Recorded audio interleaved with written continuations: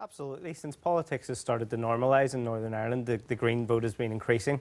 Our votes increased in every election since 1998. That obviously culminated in us getting our first 3 councillors in 2005 and our first MLA in 2007. And we're hoping to build on that in these elections. But of course, you've got a fight on your hands to retain that seat, and the momentum perhaps has gone out of the Greens on this island when we see what happened in the Republic. Well, if you look at the Green movement globally, which we are part of a global movement, and that's why we dispute the claim that we're a small party. We're a huge party across the world. We're looking to triple our seats in Scotland, looking to get our first member of the Welsh Assembly in Wales, and we just got our first MP in England. So, you know, the Green movement is optimistic at the minute, it's buoyant, and I expect us to continue our upward trend here in Northern Ireland. Suggests the Greens have been in opposition at all, but a fairly soft opposition.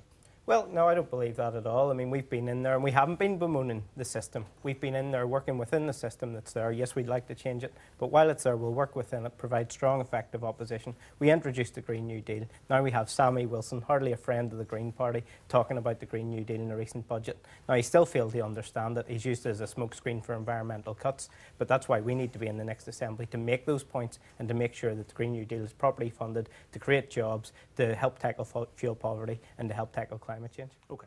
Thanks. I don't believe so. I think we have to also look at how we can spend the money we have better and also how we can raise revenue. Now, the Green Party has proposals that will see an extra 1.5 billion spent on public services. First, we'd scrap current plans to build new roads. We'd think in terms of our priorities right now, new road building schemes are not the priority. Do they not create jobs? Small amount maybe, but we're talking about policies that are good for the economy, good for people and good for the environment, and the road schemes don't tick those boxes. So that's 790 million that could be spent creating jobs through the Green New Deal and in education and health. We'd also mutualise Northern Ireland Water, which would save the public purse 200 million per year. So that's an extra 800 million over the next term. And would you prioritise education? Education should always be a priority, absolutely. But, you know, we have to look at spending our budget across protecting all public services. Not saying these public services are more important than these ones. Let's not have our public sector unite fighting amongst each other. Okay. We were out there in the rallies against the cuts, and we'll defend public services. Or that, Stephen Agnew. Absolutely. We need to invest in NI.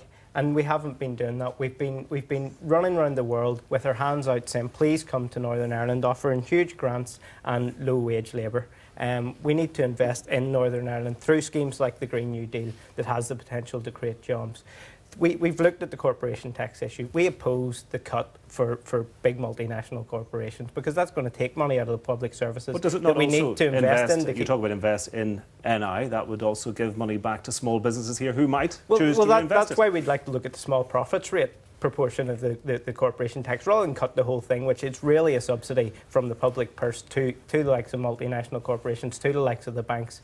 Rather than doing that, let's look at the small profits rate for our local businesses. Let's help support them. Let's invest in Northern Ireland, in our small products. We keep hearing about parties that want to protect the town centres and enhance the town centres, but the same parties have to, you know, cheer and hooray every time there's a new out-of-town supermarket built that takes jobs out of our town centre, that gets more people in the cars, that locks us into more oil dependence, which people increasingly can't afford. Well, if we keep going down this road, we're going to be stuck with our addiction in petrol, and until we get off it, until we start insulating people's homes so they can put less oil in the tank and cost them less to heat their homes, we're going to be ever locked into this dependence on foreign energy. Well, Keith Harwood.